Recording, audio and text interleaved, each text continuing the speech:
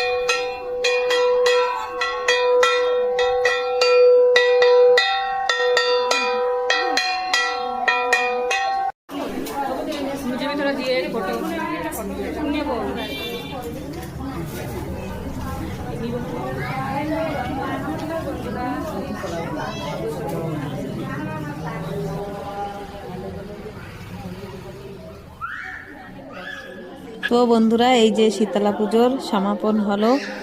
তো ভিডিওটা কিরকম লাগলো কমেন্ট করে কবেন, আর লাইক শেয়ার করবেন, আর চ্যানেলটা সাবস্ক্রাইব না করলে চ্যানেল সাবস্ক্রাইব করে দেবেন।